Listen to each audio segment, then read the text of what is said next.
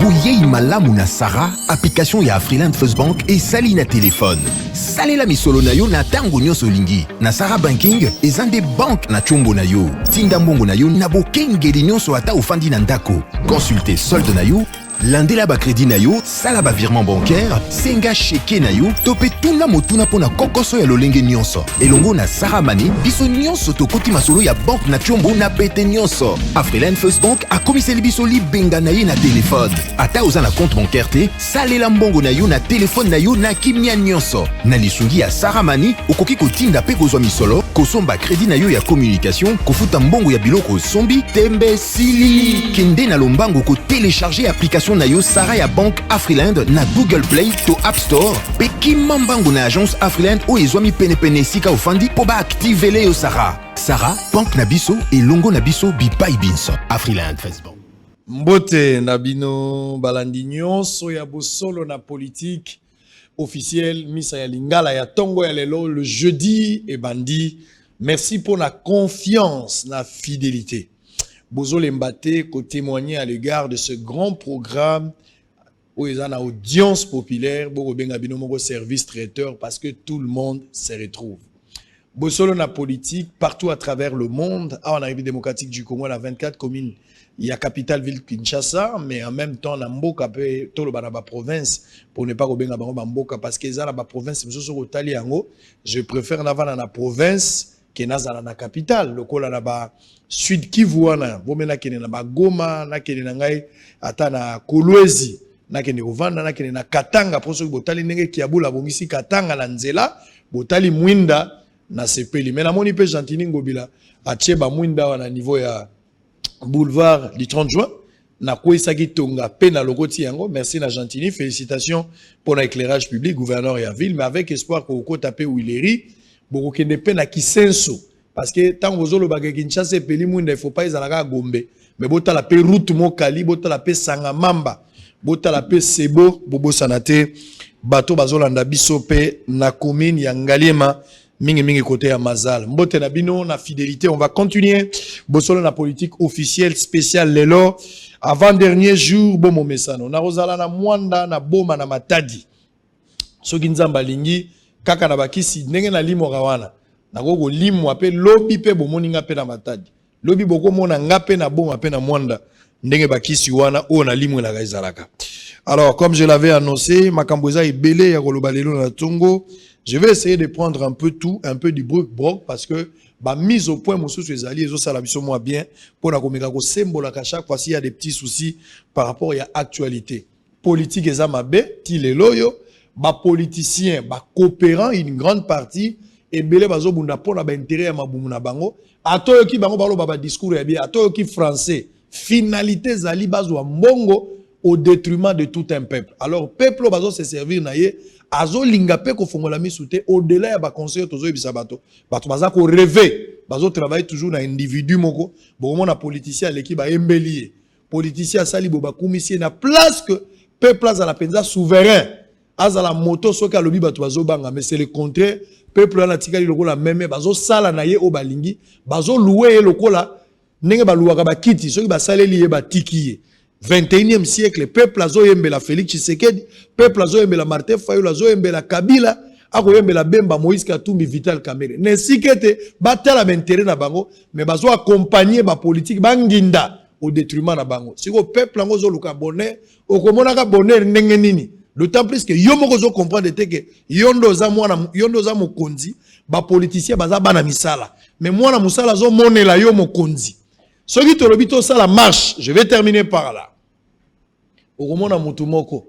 Lelo politique eza soko lobi yo moko bakangi. Mais soko lobi ebele bato bako banga.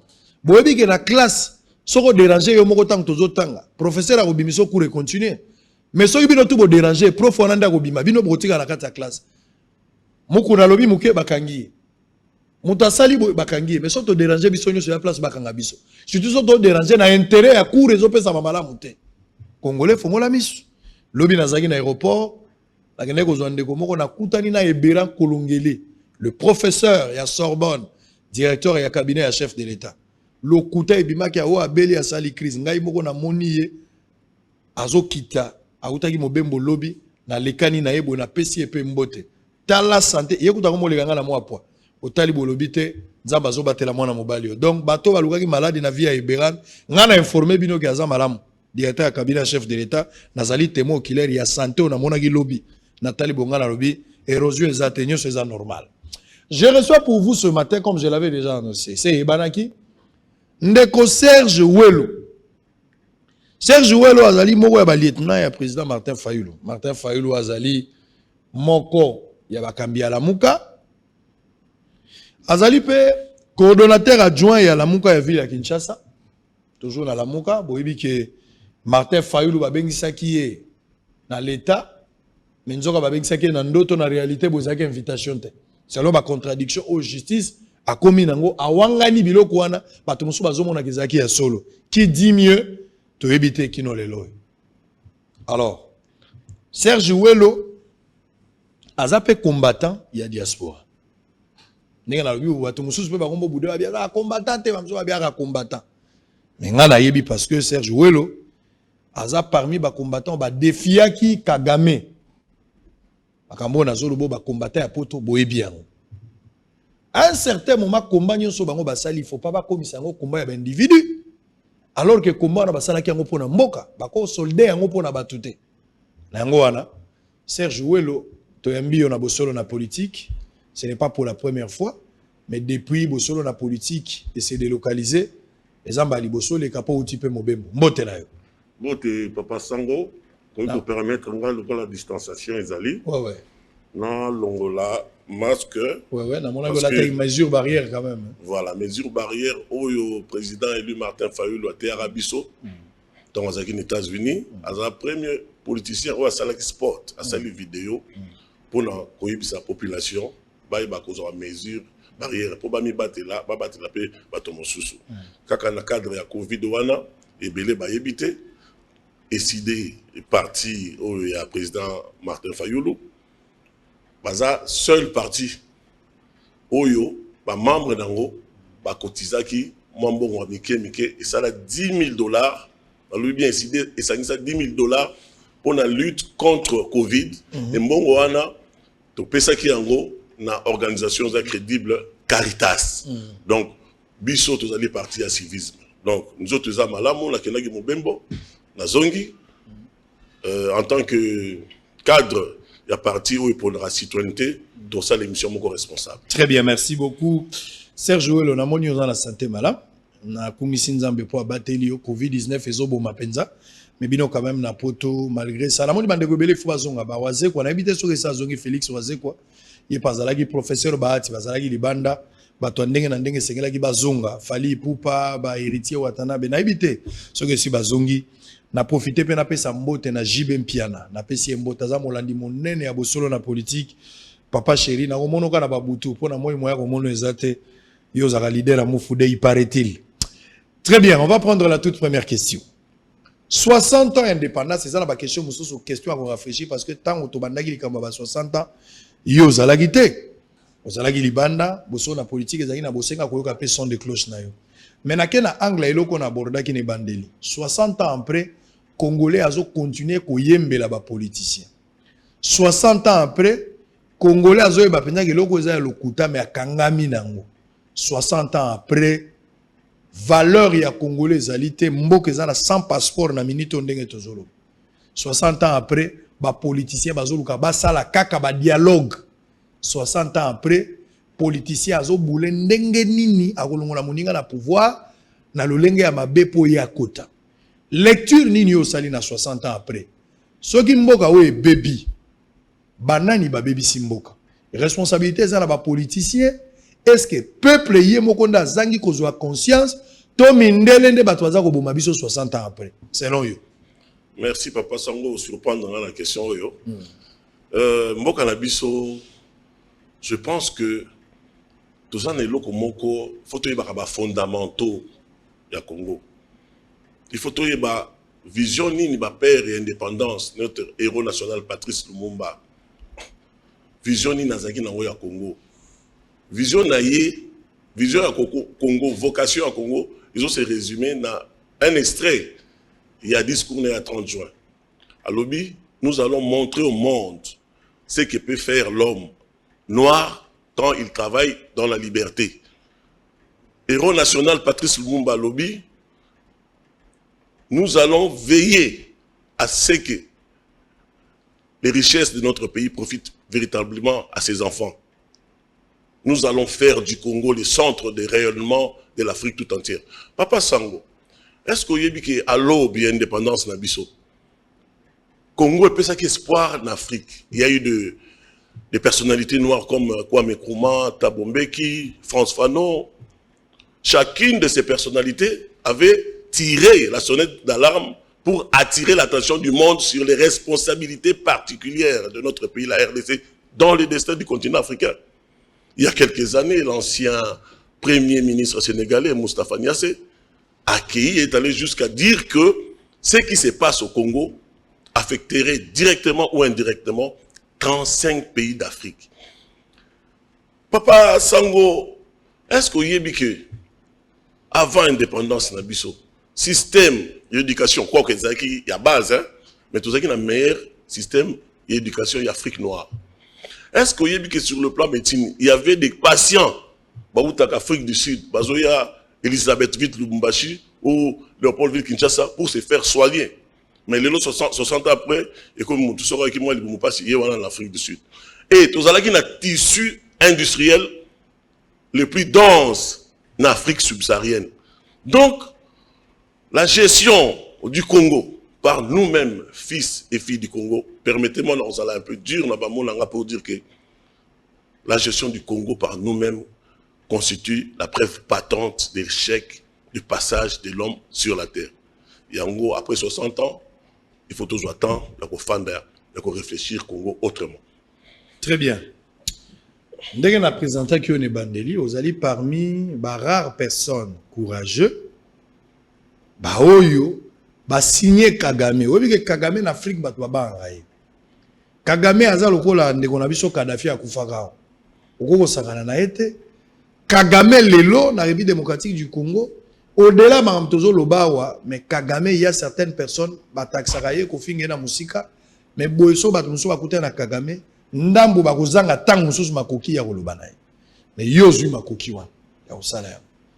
Na yoki sitting moko euti kosala ma. Ngape na couvrir ki sitting. Bande qu'on a besoin un mouvement citoyen, bako telemela, ko sengate, bakamata ambassadeur rwandais. Azonga na Rwanda to wana bango besoin te par rapport à la déclaration na mabe oya salaki.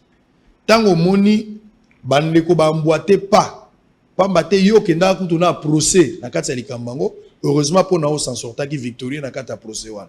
Tango moni bandeko bazo sala lelo. Est-ce que lelo yo mboka na biso po ebonga esengeli to bengana mindele to ba Rwandais to bato mosusu po na poto bato bele balobaka ke mboka eza occupé.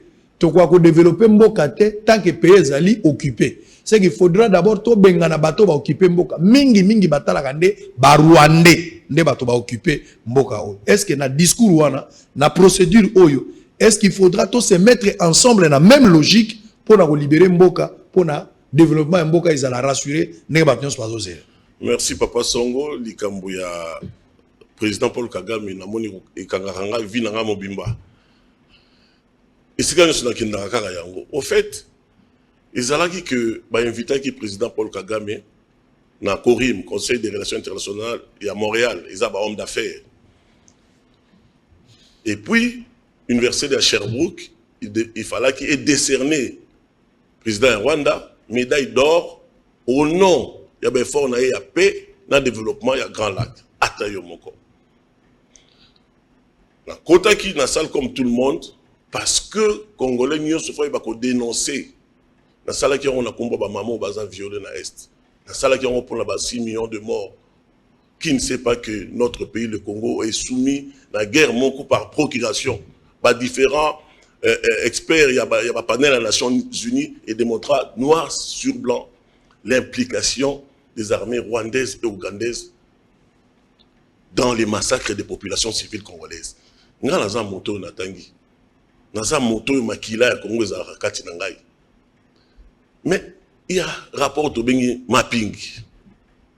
Il y a commission des droits de l'homme, il y a Nations Unies. Ba preuve eza wana ke Kagame ba soda na ye à soutenir ba rébellion na boka na biso pour le loyo to connaître génocide. Nazo profiter na saluer le président élu Martin Fayulu pour le 2 août 2020 aux États-Unis à soutenir qui oyo tozo benga bitumba pour la reconnaissance du génocide rwandais. Yo lobi ango lobi ba congolais belé ba banga Kagame. Oui, c'est vrai. Mais ce que moni la classe politique na biso mobimba. Président oyo azui ba responsabilité na ye. A lobby bitumba na biso, il faut to ressusciter rapport mapping. Il faut chaque 2 août message naïs qui lancé. 2 août dans le monde entier. Les États-Unis, partout où on a les banda, ba banda qui célébrer qui commémoration du génocide congolais. Oyo Au Rwanda et Salabiso. Ah oui, Salabiso. Oui, Salabiso. Mais contradiction, s'il vous plaît. Contradiction est dans la place. Oui, bah tu vas comprendre depuis Martin Fayulu. Yo le bien que Martin Fayulu a président et l'indé aux obengaïte. De hasard président l'indé na obengete. Et n'engo zobengaï. Bon, n'engo conscience na zobengaï. Non, ça dit n'engo to aliawa. Yo za légaliste. Oza légaliste n'engo za. Tangu maponomi salami seigneur programme qui n'engo Fayulu le rôle a gagné.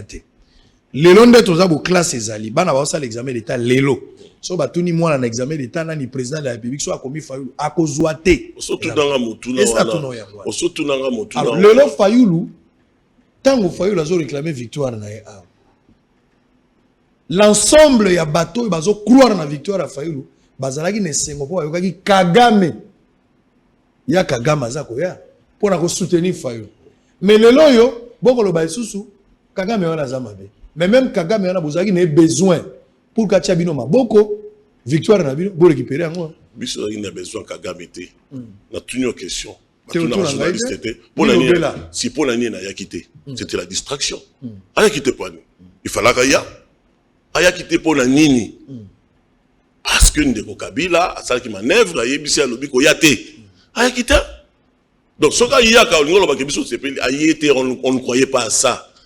Yozwa Kagame aya pour la démarche moto 61% de la population va voter yo lobby likambwa légitimité okolo ba légalité sans légitimité retour le samedi 22 août il y a président Martin Fayulu ba marche Salema Kiawa kili papa sango aux journalistes et investigation Otala qui n'a mis sous phare à phare. On habite aux acquis de l'aéroport. Monde où il y a qui na Sainte-Thérèse. Bayaki Koyamba, président où il y a pour une élection, to où il a gagné une élection. Juste le monde où il y a un sérieux problème, crise de légitimité na Katambokoyo. Et puis dans le Kamba Kagame, na ina maître biso décidé toza parti moko ya civisme. Biso tozo autant on a ça qui n'a défié qui président Kagame, c'est pas sa personne que j'ai défié. Biso toza ba raciste té, biso toza ba xénophobe té, la citoyenneté toza on a décidé. La défié qui est en tant que chef de l'État, commandant suprême, il y a armée au ba rapport mapping et démontrant que armée na yé et il y a ça la massacre ou ça la génocide dans Boka na biso. Donc ça la différence. Nous ne sommes pas des racistes. Personnellement, en tant que Kagame, nous avons un problème. Nous avons un problème dans la politique extérieure, dans le statut, il y a commandant suprême de l'armée rwandaise. Et dans le PSI, il y a un mouvement citoyen, Lusha, Filimbi, Mbote, to continue Bitumba, et Sidé à Martin Fayulu Loupé et Tindaki. Jeune Nabiso, pour les lots au Bossan représenté, je suis le nouveau secrétaire national à la jeunesse, au sport, et chargé des relations avec les mouvements citoyens. Il a décidé. Donc, c'est l'occasion pour la Rolobaboy. Comment, ambassadeur, il y a Rwanda Azawa, M. Karega, négationniste, a reconnaître le massacre Wanate. Comment, tous les conflit dans Rwanda. J'étais estomaqué de voir mon grand frère, Félix Tshilombo Tshisekedi, na Rwanda parmi les premiers voyages à Sali, à quelqu'un s'est incliné devant mémorial, il y a génocide rwandais, pendant que le Rwanda a reconnu que Bouzoba est salaté. Mais Ouganda a reconnu que Sambi Sagaye, il faut pas passer 10 milliards de réparation. Tisikoyo, ndeko fatia zo sala be forme roté pour réparer le préjudice subi. Et puis, plus grave, le grand Étienne Tshisekedi Mulumba, grand prêtre, grand esprit, a koufi. N'obsèque naye, tout moni, ba militant IDPS, na UNC, ba ovationné, je dis bien, ba ovationné, président Paul Kagame, à la Kinshasa. S'il vous plaît, s'il vous plaît. Non, mais on va continuer. Non, s'il vous plaît. Écoutez. On reçoit parole. Au cas ligne. Au cas ligne. Je suis à votre disposition. Je te retire la parole. J'ai l'autorité de le faire. Je vous en prie. Tozanga sens ya humanisme.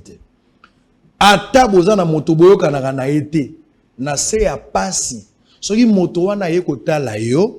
Moto wana za inemi na yote. Ata moto oyo boswana na ye, bokanisa na mabe, na se ya pasi soka yebisi yo mes condoléances au kondima yango.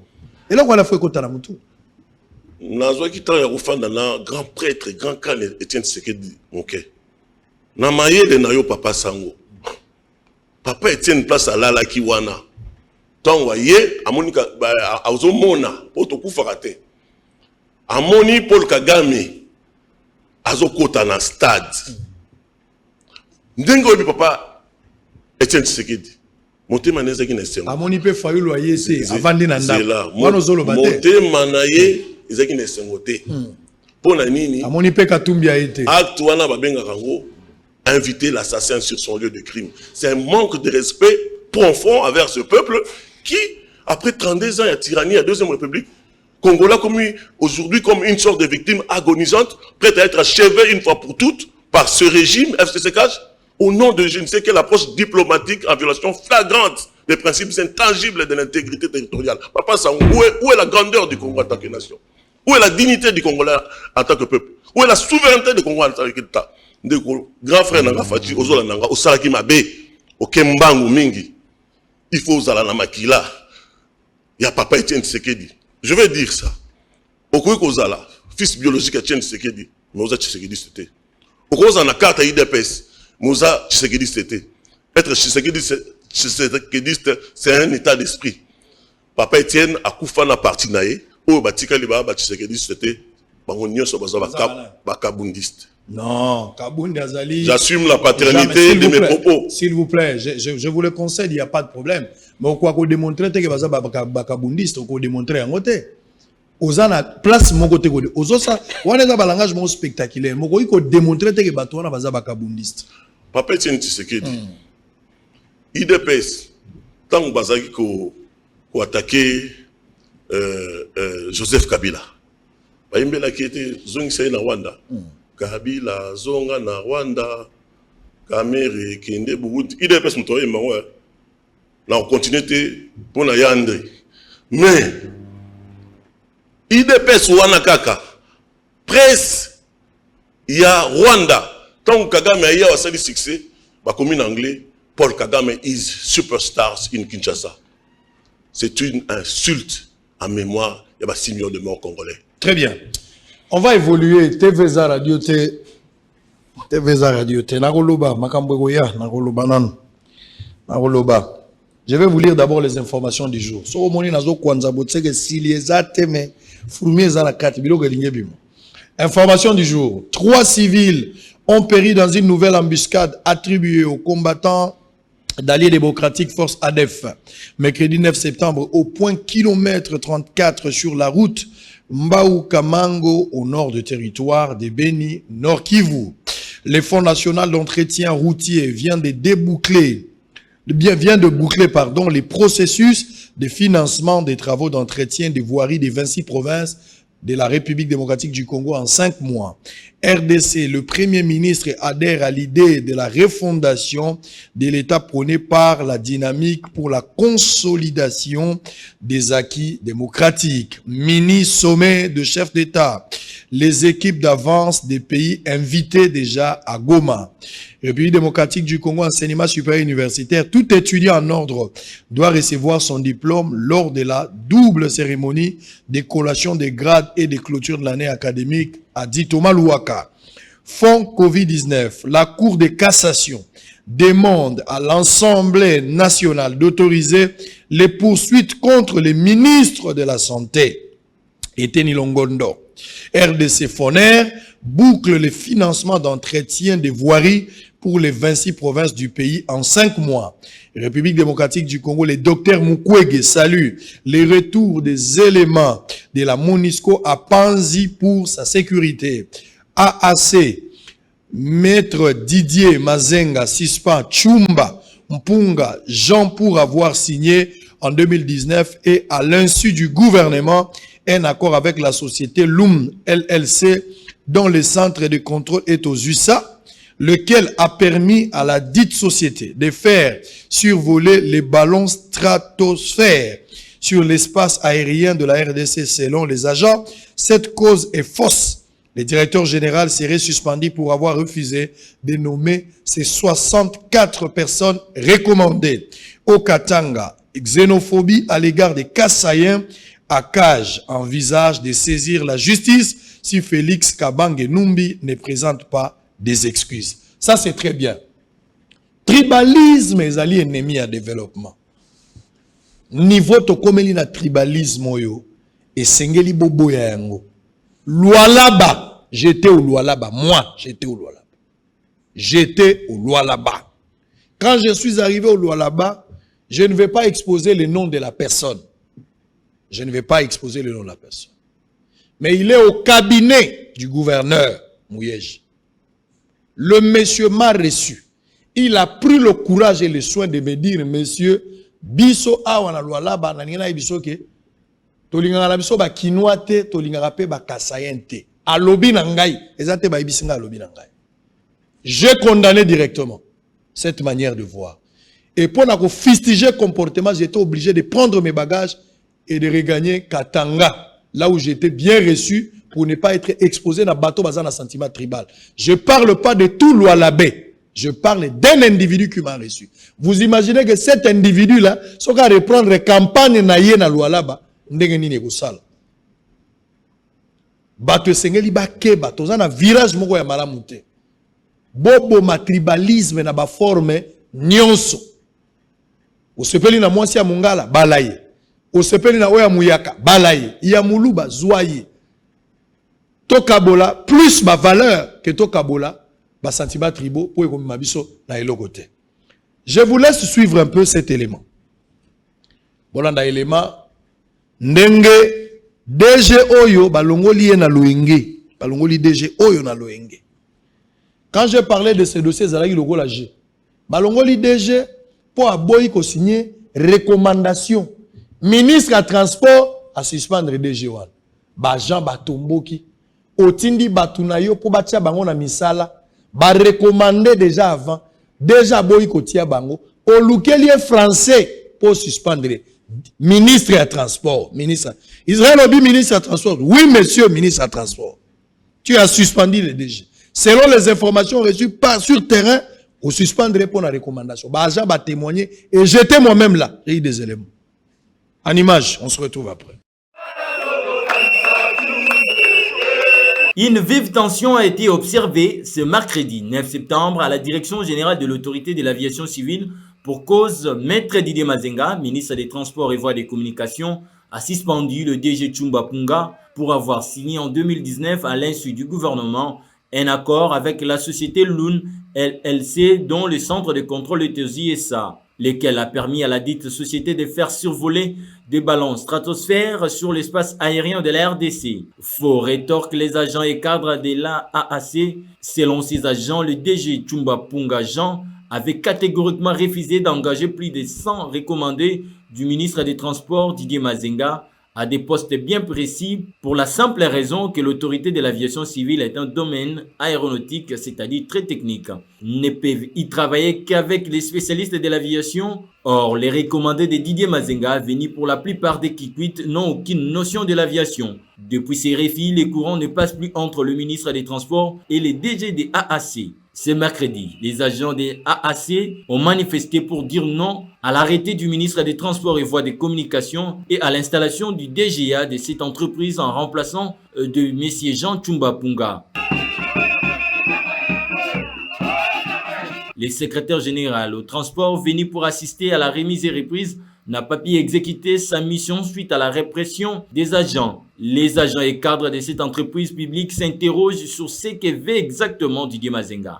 Car selon eux, l'actuel DG fait bien son travail. On ne voit pas comment le ministre Lelo Oyo a coquille kozwa mesure ya suspendre directeur général pour na motif Oyo vraiment eza compréhensible te tolingi annulation et arrêté wana chumba yudite chumba za la poste aviation civile et mata tokoma na esika oyo baninga mususu na balibanda bazokoma azosa l'effort lelo biso nyo toza bien installé na kati ya ate na ba confinement ba tusu ba zebele la ba paiement mais biso on doit salaire chaque fin du mois c'est toza na kati ya libulo buta ba créer yango tango chumba zu to moni vraiment révolution et makasi to ba na salaire ba 140 000 mais le tozo trouver déjà plus de 500 000 alors ils ont déjà signé avancement tozo hôpital a bien HJ. Le chef de l'État est appelé à intervenir pour qu'une solution définitive soit trouvée, car ces agents promettent de continuer avec la grève si le ministre des Transports persiste avec l'applicabilité de son arrêt. Congo Kakaboye, ceux qui m'ont sala malamu balingi ete. Ceux qui na Congo zoyiba babi vieux na solara bien, na mona na ba vieux mais vieux na solara bien, muibi ma solara bien. Moto aza honnête balingi ete. Aza ye moko azo témoigner ka uti na 140 000, akomi na 500 000. Yo, c'est peli kakate. Ministre à transport. Gouvernement na conseil des ministres à vendredi. Botou na ministre à transport. Na conférence vidéo tout naï. Toyeba, pourquoi suspendre le motoal? Il y a eu un démenti, il y a au Jefrem. Par rapport, il y a des propos. Oyo honorable Mike Mukeba ya tenaki. Na réplique na ya salaki. Face à Daniel Saf. Tolanda Gibisonyo, honorable Mukebai, na argumenteur na ye, côté moko pe a lobby ke ndeko Daniel Safu, a kendaki na Ojefrem, et pas ndeko Saïba Ouazali, directeur général ya Ojefrem, kokendo zwa $1000. To koti na se amai pe to tamboli kuna, bango bandeko ya Ojefrem, ba saisir biso na mokanda, mobimba yango, mokanda momba yango. Na kosala ka résumé, ba lobik, na kati ya mokanda oyo, que ndeko Saïba, directeur général ya Ojefrem, atikala komona Daniel Safute, ayebi ete à part, ndenga mona ke na TV azolo baka kingunza kia kingunza, à part wana, ayebi ete. Donc, cette information, selon Ojefrem, ezali fausse information, ezali lokuta monene, ba koseli DG, pe ba kosi na kombo Ojefrem, ba rejeter en bloc cette accusation, selon Mandeko ya Ojefrem, le message est passé. Ndeko Serge Ouelo, tribalisme, ezane sikate. Esengeli biso nyonso to bundisa yango. Avant to comme une invitation à Martin Fayulu. Na lingi to sala bilan ya bato mibale. Parce que le Martin Fayulu azali président élu.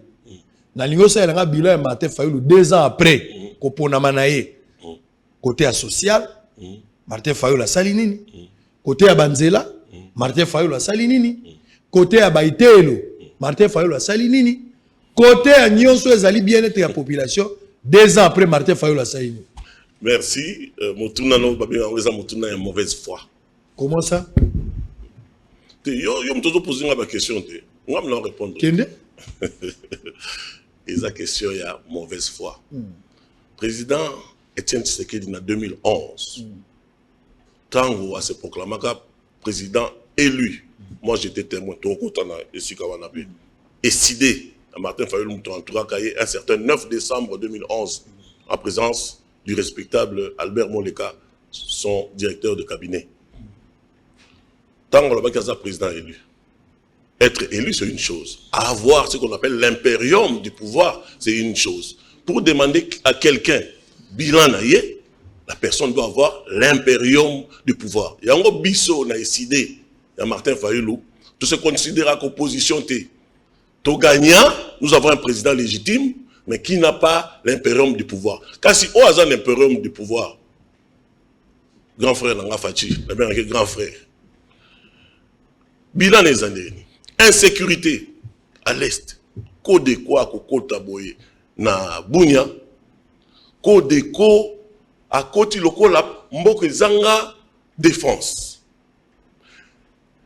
Na plateau kuna la Fizi, na Katanga, na mars 2019, mais il y a eu massacre na Katanga. Donc, sur le plan, il y a sécurité, mboka na biso, ils appolé sous régime, na évité son bien régime, il y a grand frère Nanga Fachi pour tout, il y a Kabila, parce que jusque-là, dans un la Kabila na pouvoir. Donc, dans le régime où il y a Kabila, na grand frère Nanga Fachi, toke sikoyo, violation, il y a intégrité territoriale. Oyoka ki mabikolo et les cas qui wana, ceux qui 9, ceux qui 6 pays voisins, pas côté pour les pas parce que na Congo mokonzi azate. Ceux qui mokonzi azalaka na Congo. Ceux qui les lois Martin Fayulu, le président Azaki na impérium du pouvoir. Biso bawe lo simanae. Bazara bilongi mususu batala ka babi bilongi so ba komi bazu pouvoir na Congo. Ba pays voisin kolenga. Le Congo n'a pas un président. Le Congo n'a qu'un président élu. Parce que c'est une honte. Parce qu'on ne peut pas parler de l'État sans une puissance publique devant lui permettre d'asseoir son autorité et d'exercer son pouvoir recalien sur l'ensemble du territoire national. Sans État, avant même qu'on ait droit dans l'État des droits, il faut remettre l'État congolais sur les rails via une administration citoyenne et moralisée. L'État chez nous a décidé reste la manière idéale que nous reconnaissons pour organiser la vie dans une société. Donc, bilan, pouvoir d'achat. On a la Kenya qui n'a pas 200. Même l'IPA, on a 200. Tant on a confirmé ça, on a la poto. La zongi est commis 300. Le pouvoir d'achat, nini. Le peuple a souffrir. Souffrance, on a la tika qui, il y a quelques 6 mois, souffrance et baksami. Chose tout le bilan, il y a le président Mibale.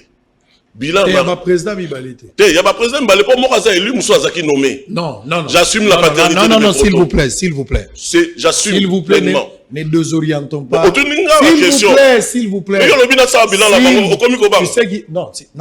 Est-ce que il n'y a pas de mauvaises questions, mais il y a que de mauvaises réponses. Non, non, non. Pour désorienter, s'il vous plaît. S'il vous plaît, s'il vous plaît, s'il vous plaît. Voilà. S'il vous plaît. Naza légaliste. Il n'y a pas un président qui a été nommé parce que tu ne sais pas démontrer ici la nomination d'un président. Mais Babi Misselabiso, comment on appelle? Résultat bureau de vote par bureau de vote. Discours on a besoin d'un alors que Fayulu lui Monika a évolué naie à Bosani Koutou Makambwango. Il a évolué. Dans les États-Unis. Le pardon est sorti de qui? N'est-ce pas de Fayulu? Allez-y. Il faut comprendre une chose. Le président Martin Fayulu, c'est un chrétien. Spirituel. Le pardon d'un croyant. Le pardon d'un croyant. A pardonné acte. Mais nous ne sommes pas réconciliés avec Fachi. Il ne s'est pas réconcilié. Pourquoi? Parce que la réconciliation est tout un processus. Ça ne se décrète pas comme ça dans la NBC. Cela veut dire, pour atteindre réconciliation entre président élu et président nommé, il faut d'abord mettre la vérité. Tout tient au la table. Justice et réparer. Nous devons atteindre réconciliation. Réconciliation des cœurs. Donc, Balamboka, pardon au président élu Martin Fayulu Lobaki Ezali, pardon d'un croyant. Mais nous ne sommes pas réconciliés avec Ndeko Fachi. Même Bible le Biango, si mon peuple sur qui est invoqué mon nom s'humilie, prie, cherche ma face, si se détourne de cette mauvaise voie, je guérirai son pays.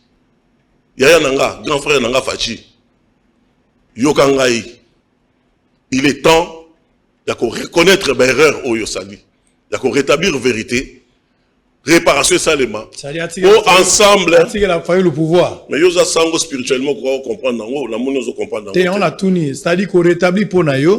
Il a fallu le pouvoir. Voilà toi à niveau spirituel papa sango. ya nangai Fachi asambelaka.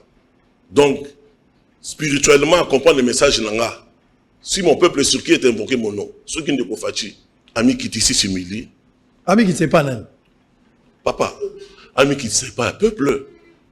Est-ce que le président vraiment n'est pas il est orgueilleux, n'est pas orgueilleux face à peuple. Papa Sango, na moni est trop spirituel pour nous. Non, mais tozo kende. Expliquez ngai. Le président doit le président doit s'humilier comment? Devant l'Éternel Dieu Tout-Puissant, le président, que tu sois président nommé ou élu, vous devez vous humilier. Donc message wana eza ya bomotote zo. La prière à stade wana moni ngote. Prière à stade. Et ça dit. Président Zagina Stade, il est le seul de tout le temps, depuis que Joseph Kassabou Bouti Lelo, le seul au hasard reconnaître ma valeur chrétienne, les ans des présidents, l'actuel président. Papa, Joseph Kassabou a rien à séminariste, comment le seul. Un séminariste ne reconnaît pas l'autorité de Dieu. Devant l'autorité de Dieu, devant l'Éternel, il faut que nous fassions à reconnaître l'erreur naïe. Ça dit bien on y va gratuité tande boza. On y m'a pas gratuité que bande on a bien na famille batanga un peu au félé na ba na ba bon dimanche. Et bon on va enseigner. Hein? Ba enseignant. Au moins tanga bien pour gratuité c'est une bonne chose. Mais objectif ezali moi na azo enseignement de qualité. Ceux qui professeurs, amsusu bazana numériser té, bazana na matricule té, bazo futa maté. Yo lobby gratuité. Mais qualité enseignement médiocre. C'est la nullité parfaite. Bah avancer ça la justice, bozo lingango pekate hein. Avancer la justice. Explique-moi avancer la justice. Pour ba kangine de caméra. Ezaka pona caméra. Bon, c'est quoi avancer la justice au wapi? Non, mais lelo quand même na likambo ya l'état, oyoki makambo IGF asali, s'il vous plaît, nazo peso ba élément. Lelo to vandaki na mboka ngano to yebaki te que 1326 entreprises ya ba privé bazali ko ivrer sous l'exonération. Lelo ba pexé exonération. Et puis, annuler l'exonération, nous sommes qui purement même la famille à Joseph Kabila. Nous sommes là, besoin de avancer à la terre. Quand on va avancer, Oyo, Bazui, convocation, Batindeli président élu, convocation non conforme, et puis Bangomo Bangi, jeunesse décidée, Télémaki, Bangi mobilisation pour Bolivia, on a 4 millions de Congolais qui ont accompagné mon conjoint Bango Votaki. C'est quoi, même justice, on a avancé dans le Yangwana. Voilà. Pour nani bino bato décidé. Bozo mona ke bino na Félix Tshisekedi président de la Bibique. Bouti ne sika mona makolo Etienne Tshisekedi. Selon bino. Soki ya solo bouti bino. Talo bela kutu likambo Moïse Katumbi te po Moïse Katumbi na kati ya makambo IDPS ay kokota na sima. Nalo bela makambo bemba te po boye kokota na kati ya coalition opposition. Mais tolo bela lokwa Martin Fayulu. Ba photo za na réseaux sociaux ko mona Martin Fayulu a telemi Frank Diongo azali awo. Ko mona koto opende ko Martin nani Kabuya azakoto. Donc bouti na katia makolo ya tata moko bino nde bolinga bozala bato ya liboso ya koloba c'est vrai que makambo eko la main o yazo azande ko na biso on va se mettre là-bas les salles c'est là en famille on peut pas se battre devant l'ennemi il faut se battre derrière la maison. Pourquoi ne pas avoir cette attitude?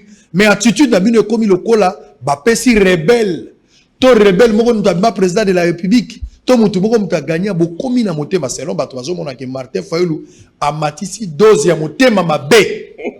Pourquoi bozo accompagner ndeko na bino te so bouti bino no sonda ko moko. Motema mabe ezali soki oza kolia na bala na yo o komi na vie à luxe, okoti bokonzi po obongisa vie na yo et puis population ezo souffrir wana nde vrai motema mabe. Pesa ngata na profiter na saluer mémoire, il y a grand prêtre, grand crâne, grand esprit. Etienne Tshisekedi. Papa va Félix Tshisekedi. Dans le lobby, Etienne Tshisekedi n'appartenait plus à sa propre famille politique. Papa, non mais moi le colo. Etienne Tshisekedi appartient à la nation, appartient à l'ECD, appartient même au PPRD, au Banyokolaye, appartient. Etienne Tshisekedi, ceux qui ont dans le parlement, ceux qui va ventir, qui va matériel, na aner pour battre campagne, na bitumba liboso na linga bunda, pour na bunda ko élever. Papa Etienne Tshisekedi, n'a un héros national net ba Lumumba. Pesangaka. Allez-y. Est-ce que bien na bandeli un certain 9 décembre 2011, président Etienne Afandi, président Martin Zalaki Tabengi Biso, Abi Serge, Zoa Abe Faustin quoi, Bosolo Lana docteur Loseke, et qui joue la proclamation résultat dans Ngoy Mulunda. Bokende, bozala wana na compte na ngai bo veiller na papa Etienne Tshisekedi to fandaka na bosa na rangote ndeko moko azalaki na radio wana ngoy mulunda zoloba papa Etienne alobi arrête mais ingénieur azalo qui peut pas compilationner arrête ça aboya oyoka et Albert Moleka koti na bureau directeur cabinet na moi j'étais à droite de papa Etienne Tshisekedi tant azo recevoir ba résultat ngoy mulunda na bosa la rangote et Albert Abimi monsieur Etienne Tshisekedi et président Etienne Tshisekedi ngoy mulunda vient de publier ses résultats il vous a mis 32% et monsieur Kabila 48%. Ngana banga kinga ah papa koli boy émotion esprit haut afin de dire bien ah OK après au tunabiso on fait quoi je le déclare tambour battant 3 gardes du corps au bazar la président Tshisekedi tilelo bazar le mettait Serge Ouelo décidé honorable Abbé Foster quoi ouais a gagné Kikuna ba longolier témoin décidé Albert papa docteur Loseke, Azaka, secrétaire national, est décidé à la chose. C'est le CID qui a demandé. Natala, président, Boy Dalbi, papa, la télé Makout, la PC, Nazala, la photo, la preuve. Vous avez gagné votre élection. Proclamez-vous président. C'est le CID demande. Pour dire que, Bisson Outi, la Makolo, il y a papa. Mais, quand vous avez Makolo, il y a papa. Bana robota bana, il faut bolanda, par principe, il y a papa. Sauf que c'est carté, dans principe, il y a papa. Notre grand frère Nangaï, Félix Tshisekedi, a s'écarté carrément dans le principe, dans la ligne à papa. Très bien. On va parler plan à sortie à crise. Oyo Mukanda Martin Fayulu Yemoko élaboraki. Nakati wana ba moni ke ba proposition bela sala ke zalaki veste moko taillé sur mesure pour avantage mingi eza epa na ye. Ba Moïse Katumbi ba se retrouver na katité, ba Jean-Pierre Bemba ba se retrouver na katité. Bozo compter na sortie à crise wanande bato FCC bandima yango. Pourquoi bino bozo ndima Félix Tshisekedi te, c'est que bato fo bandima yango ezande bato FCC. La grande question c'est que bato FCC ba boy na bango ndima sortie à crise wana. Boko sala nini. Bozo lobe la sortie à crise pendant que ba 13 parlementaires ba ko tambola ba uteki pe pa Fayulu Martin pour na solo anaye makamba sortie à crise. Lelo FCC ba changer cap ba komi ko mona élection en 2023 et sengeli to kene na suffrage indirect bato ba voter président de la République ezala ba député peuple a voté kaka ba député donc peuple a retiré la voter sous président na esprit à proposition le avant qu'on y arrive on va souffler un peu parce qu'on a beaucoup parlé dans une personne malobo répondre on va souffler un peu na tala na rafraîchir bato quand même dengo signara Kagame vous avez image ngo nazana ngo la na ngotene na moluki na image et puis dossier à EPSP et à EPST omoni bana bango yo classe baza ozonga balobi basala kaka mo moyenne pour ba matisa bana do ba bambela bana ba point ba bambela bango pour bana na ba mata ba para musu ba boyi na bango bobo yaki année blanche na lobelaki likambo qualité na ba semaine eleki on verra comment les choses et ko sala mapo makambango eza malamu te na kolobela pe makambo alina foot tant tozonga pona lina foot moi malade ezali ba solution epesami mais apparemment ekomi ba solution moko sélective je vais en parler et puis on va terminer avec certaines questions oyo to retourne tout à l'heure on a négocié Joël en image on va prendre les deux dossiers on revient pour la mise au point de certaines questions avant de répondre avec Serge Ouelo et à la fin on va terminer à tout à l'heure. Le 4 avril 2006, dans un hôtel du centre-ville de Montréal, Serge Ouelo défie Paul Kagame.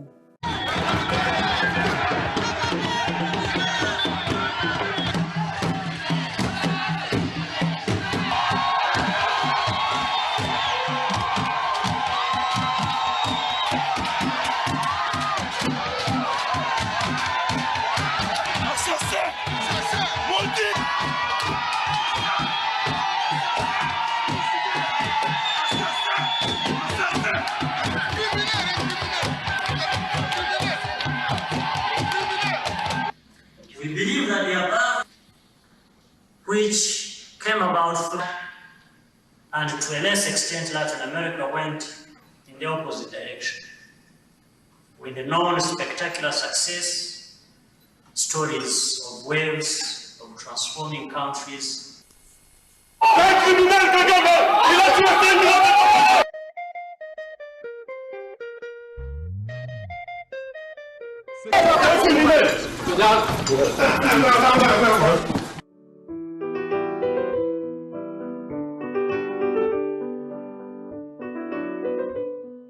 On veut se mettre en vedette. Ah, je suis combattant, je fais ceci. C'est bien. Peut-être faire comme Ouello l'avait fait, Serge Ouello. Lui, il n'avait pas combattu les Congolais. Il est allé droit vers Kagame et lui a dit, monsieur, là, vous nous faites du mal dans notre pays. Tout le monde avait suivi ça, n'est-ce pas? J'ai parlé avec lui au cours d'une réunion tenue le 17 août dernier avec le représentant de Sieko et Sinecat, la date du 5 octobre prochain a été choisie pour la rentrée scolaire 2020-2021 par le ministre de l'EPST Willy Bakonga. En ce qui concerne le classe montante, le ministre de l'EPST avait fait savoir que la moyenne des 2 trimestres sera prise en compte pour permettre aux élèves de passer les classes. À la question de savoir comment cela se fera, le propriétaire du collège Congolo Royal explique. Ndenge bongo malali oyo ikoyaki COVID-19 ezali maladi oyo moto alingaki te. Babenga en cas de force majeure. Likambo ekui na mpoasa. Idéal ekokaki kozala ete soki tozala na mboka oyo moto nyonso azala makoki tolingaki tozwa pasi mingi te ko blanchir année. So tolandi qualité. Mais ministre asali lo babenga ope sagesse. Oyebi mboka na biso batu misusu bazana moyen te ke oya safutaki mbongo abandela so ane mususu. Yangwana tozongeli elo babi moyenne. Moyenne elingi koloba nde nini? Tokozwa ba point oyo bana bazwaki na premier trimestre na deuxième trimestre tobimisi ba point oyo kokota na troisième trimestre. Biso nyonso toza dirigé na bakonzi ya mboka. Donc tokosala oyo mobeko elobi tokosala oyo bakonzi ya mboka balobi puisque soki toke libanda ekozala malamu mingi te. Du côté des parents, les avis restent partagés quant au résultat de la moyenne de 2 trimestres. Tout le monde a mabé parce que esa volonté ya bana pété. La ranamo na msusu na premier trimestre azuite mais deuxième to troisième akoki ko sa makasi a passer classe. C'est qu'on a moment où soki bovansi bana batanga te poko tanga eza masekite mwana asala ane mobimba azokata pongi banda tongo akendaka classe comme na moment où ezaki a continuer sa makasi 6 années na yebino bokati omoni bana misusu ba ka kokoma maele après parce que moi na salle premier trimestre la salle deuxième trimestre peut-être azaki faible et sali que corona eye occasion sali que ba continuer classe cité maintenant ba tenir compte ya ko mata to ko doubler na ye dans les deux premières trimestres et ce qui moi na à travers qui mala monter peut-être que banga fuksa baninga ko banga masse ko za l'ensemble là batoza du niveau pour naé ozomona ke esongi bana misusu te. Il s'y est de noter que la rentrée scolaire édition 2020-2021 sera effective. Bien, merci. Je pense que petit à petit déjà vers la fin, négocier Joël Natika il kamboya sorti à crise au Martin Fayulu abandaki nango a sollicité a zongeli susu makambo abakisi susu makambo susu pendant que sorti à crise nanu kutu bayoki ata losambo ngote et pas bandeko FCC au baza majorité na niveau Assemblée nationale mais de l'autre côté abakisi susu hypothèse au ekoki ko même probable destitution ya chef de l'État ou écoutez même lelo bato belé na la muka bakomi kolongwa na bango ki Jean-Claude Vwemba aza contre Mike Mukeba Nkoso et l'ombe pe akei na ye donc ba soldat ya makasi bakomi ko kende la muko ekomi ko se vide na moni Moïse Katumbi pe alobi na noté bato pe ya bongo na bongo. Alors au juste matin Fayulu na nyonso wana zoluka nini sorti ya crise ekomema nini na mboka tina na yango soki FCC andimi bino te boko suka wapi likambo ya destitution et panzi la muka bato mosusu bakei pour quelle fin? Papa Sango nazo insister aux spirituels. Mon président Martin Fayulu ane loko nzambe na katina ye. Moto azane loko nzambe pour la bolinga mboka na ye. Moto nyonso bazaka na besprit kili omona ba okima bango moko. Et puis peuple congolais ayebi ke o totikali na ye. Est-ce que yebi ke na histoire à Congo opposant basiri wana zaki opposant dès 19 septembre 2016 nanzela Martin Fayulu a projectile na mutu. Ako yino ko fande pa na ye ala la ranzala te. Projectile bomona mutu na histoire ya Congo opposant nini o bomona ye pena na nzela azwi ba to yebaka ko lobaka bosolo o iza bosolo na politique si leo baza ko luka na moto ya président pe a communiqué ko kata na esuki ba ko facilité Bolobi qui est président, oh, rancunier, quand il a raté. Mais proposition, il y a sorti des crises wana. C'est une façon, il y a Sabino qui a monté maman bête. Parce que la proposition a sorti la crise wana et zanini. Tolobi que toutes les parties prenantes, hein, il y a Congo Mombato fan de Sikamoko. De mettre en place au Conseil national pour les réformes institutionnelles. Au Conseil wana, il est dirigé par membre Moko ya Lamuka. Kangel Rona Ibisio. Si on a au Conseil wana, ils ont pour la réforme. Parce que l'histoire à Congo Boibi, depuis l'indépendance à ce jour, il se pose un seul problème. Où le Congo a décolleté. La contestation des institutions et de leurs animateurs. Lumumba Ganyaki, l'élection en 60 Kalamik de Babomie. Mobutu a confisqué la démocratie sans limité. Papa Mouze a été en l'élection de Koufi. 2006, toqué élection. Igwe Jean-Pierre Bemba a gagné. Mais Ndeko Kabila a triché à ce pouvoir. Est-ce que Congo est mataki? Il est matité. 2011, les grands prêtres, les grands crânes, les grands esprits, pendant la fin antique, Etienne Tshisekedi a gagné. Parmi tous ces représentants qui proclamé président, après il y a un de mes téléphones, a gagné. Kabila a triché. Est-ce que Congo est décollé et décolleté? 2018, Songambeli, Martin Fayulu, va mettre les conflits aux Zoka. Voilà Kofi. Dans le lobby politique, Songambeli, au beta qui les conflits à convocation, pour quitter le jockey. Voilà Kofi au lomide. Il y a un lobby, Songambeli, au beta les conflits à convocation, pour jockey, a gagné. De Kabila, a bengi, grand frère Nanga Fatia lobby, Yozwa plan de Balankina Balobaka. Est-ce que Congo est mati? Alternance en gros. Il faut l'alternance économique et politique, il faut l'alternance économique et sociale. Président Lobi Boye, le coup là, Makamamo Pona Minde Salaka, un problème depuis 60 ans, a proposé réforme. Il y a loi électorale, réforme, il y a CENI, réforme même, il y a juge électoral, réforme dans le niveau, il y a sécurité, réforme et ça de manière à ce que tant qu'on a une élection anticipée, c'est la 2023, tant qu'on a une élection anticipée, c'est lui qui gagne et c'est lui qui va effectivement diriger ces pays. Proposition à président Martin, ça pour nous régler une fois pour toutes, crise de légitimité au Isala Congo et Mataté. C'est aussi une autre manière de faire, de continuer le combat de la vérité des urnes. Parce que finalité, Zali, ou a gagné, tant que tu as garde-fou la réforme, a gagné. Yo lobby likambouya convocation. On a lobby avec SID, c'est encore possible. SID, où il y a secrétaire général Nabiso, professeur de Voski Toko. SID, il a qu'ici jeunesse nango. Lobby, avant-hier, tu as la résidence, il y a président Martin. État de droit, pas policier, il faut violer domicile.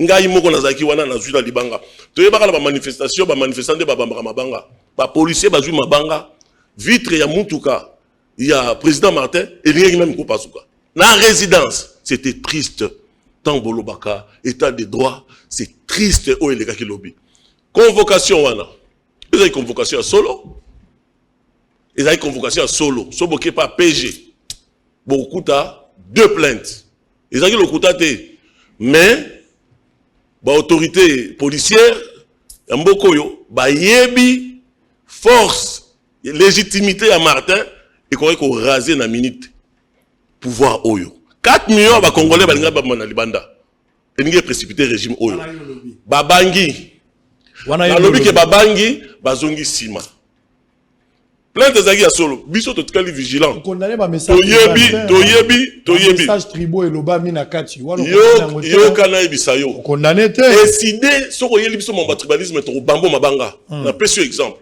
talaka na structure na biso président Martin Fayulu Bandundu vice-présidente na biso azalra Mwasi mama Luwaka azal avocate yekuna na baswahili secrétaire général Devos Moulinda Kitoko na basonge kuna ozui mama Charlotte Masiala wa simbi Ligue des femmes na biso na ba Congo ngai moko soda na ya makasi ono tete la keye mafumbe Donc, pour la Sabino, que Masola tribalisme, Eza Lokuta, Martin Fayulu, Aza Kinois, Aza Njilois, Atangia, Wakoli Awa, un vrai Kinois, il m'a tribalisme était, Boluka Sili, Namonto Akatako voté. Très bien.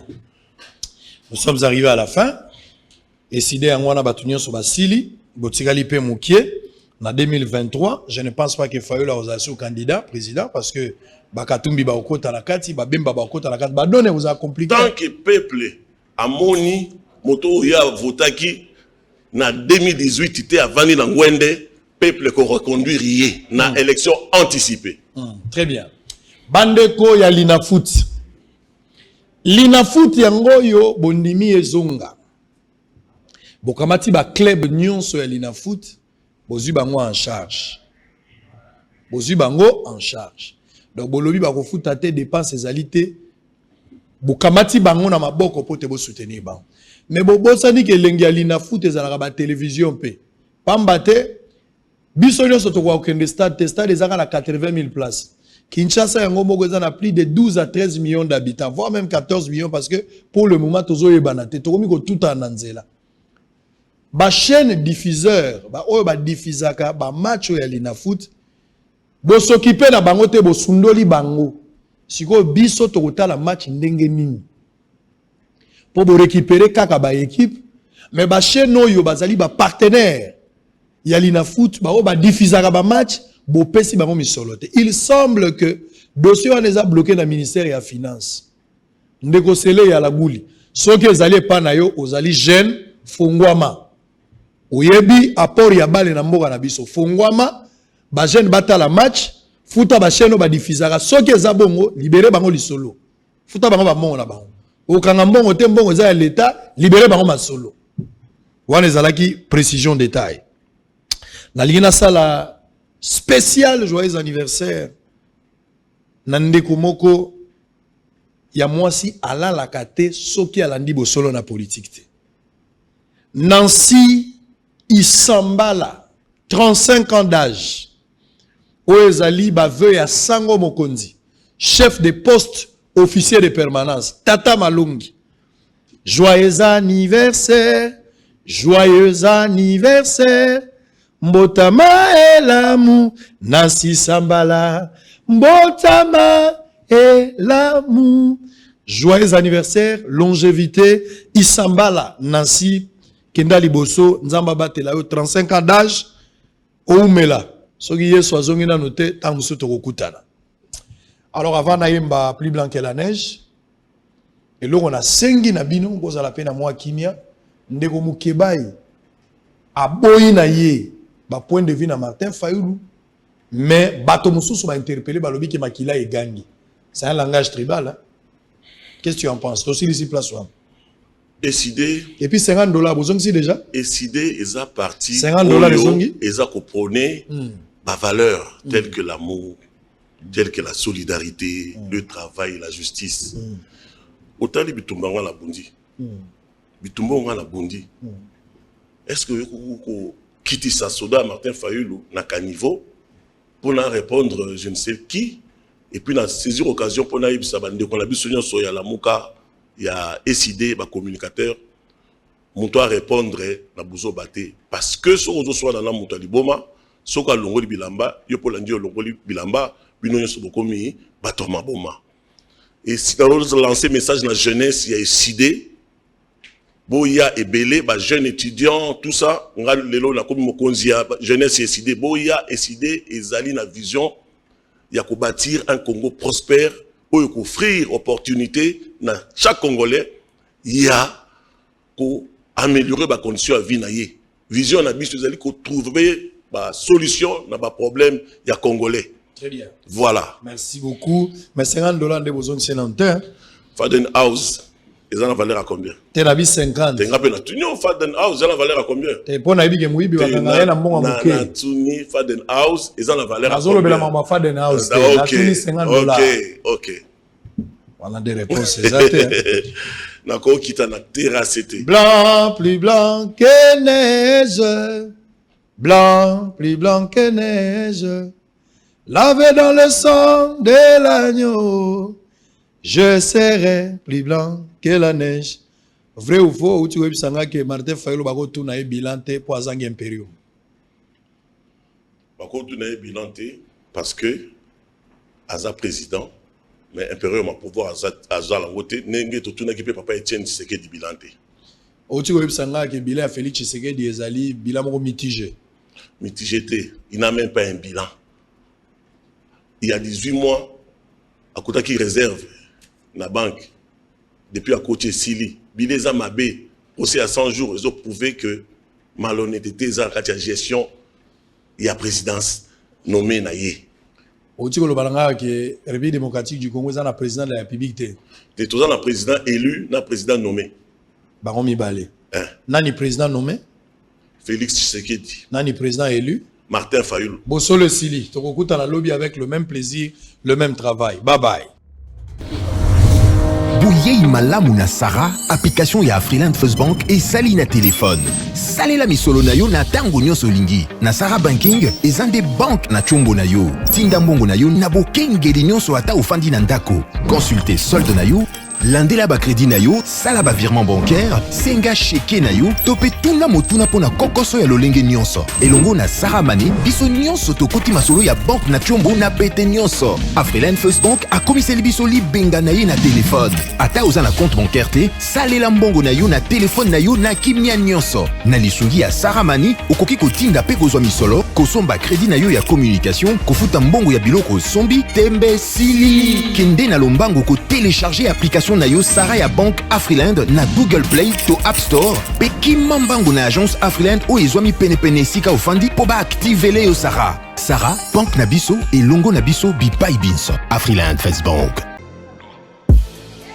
Ben Lubitsch, spécialiste en immigration américaine. A Betty Kelelo qui a bandi déjà pré-enregistrement et à déveloterie 2022. Papa, maman, Peli Bota Mobimba. Et l'enge mwasipe mobali oyo bozali na passeport biométrique na $5 et à Pamba. Na moto, boya na ba cybercafé Ben Lubitsch, na bon marché en face ya Hotel Phoenix, na galerie Igo Tanzambi, na Lemba Terminis, pe na Apocalypse 22, Massina sans fil. Mana ya Kinshasa to pesino lisusu mbote.